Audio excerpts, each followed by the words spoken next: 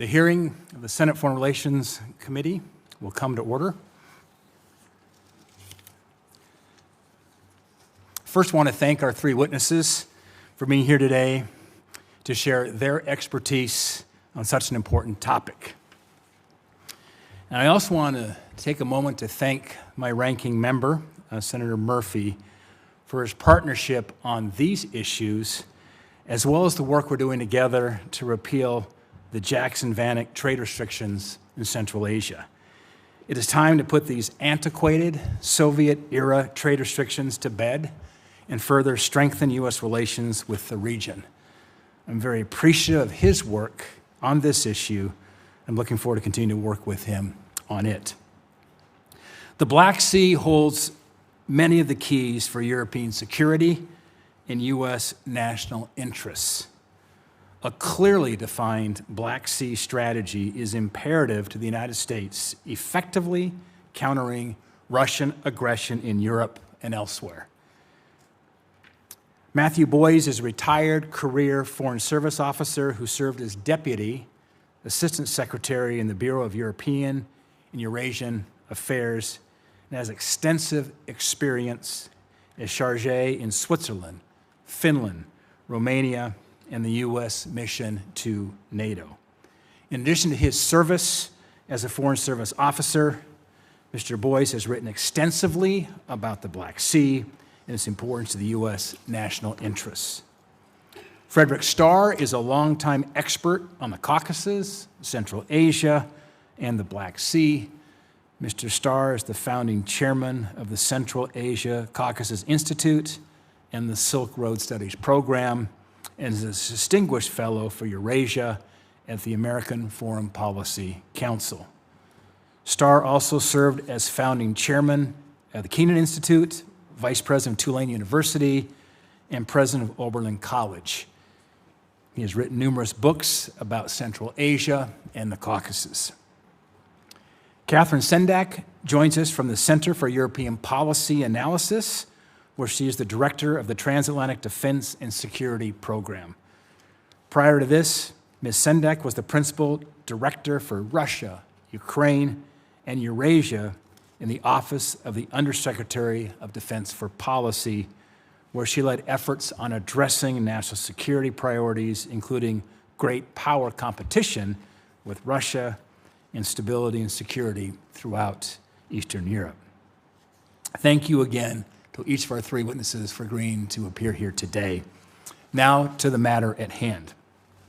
Energy security is national security, and this fact was made even more abundantly clear in the wake of Russia's invasion of Ukraine.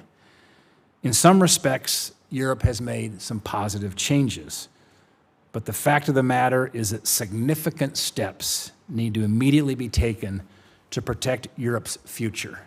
Reliance on Russia for energy supply is a recipe for European acquiescence to Russian influence and aggression.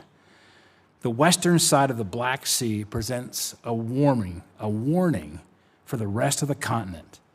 The nations who border the Black Sea face profound challenges to their national security due to unreliable energy flows and lack of baseload power.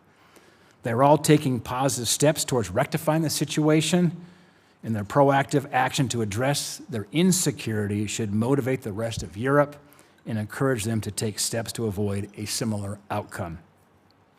Now is the moment for practical energy solutions, which countries like Moldova, Romania, and Bulgaria are pursuing. The recent peace deal in the Caucasus uncorks Central Asia's vast energy resources and creates a future wherein these resources, as well as other sources of power, can flow, be they gas, oil, nuclear, hydro, or others, to build the reliable baseload power necessary for their economies and their national security. The eastern side of the Black Sea holds many of the solutions to problems found on the western side. Now is the moment for further engagement and for the Western world to stand together and facilitate reliable energy flows that will help ensure a bright and more secure future for the region. Beyond energy, the eastern shore of the Black Sea promises huge opportunities for Western commerce. The Caucasus and Central Asia contain large amounts of natural resources, much of which has not yet been fully utilized or even developed. Joint investment and westward trade flows will create a rising tide that truly lifts not just the countries of origin, but those along the trade route, as well as Europe and the broader Western world. What happens in Europe does not stay in Europe. 2 world wars have proven that fact. The United States must lead the rest of the world in fighting back against the encroachment of our adversaries. Without U.S. leadership and a secure Europe, we may once again find ourselves fighting a war, cold or otherwise, to protect the values of democracy and universal human freedom. My sincere hope for this hearing is that we can openly and honestly discuss U.S. Black Sea strategy, the importance of the region for global security, and work towards truly a more cohesive, comprehensive U.S. policy towards the region. This critically important part of the world needs more attention from the United States and our allies. And I hope today serves as the beginning of that new conversation.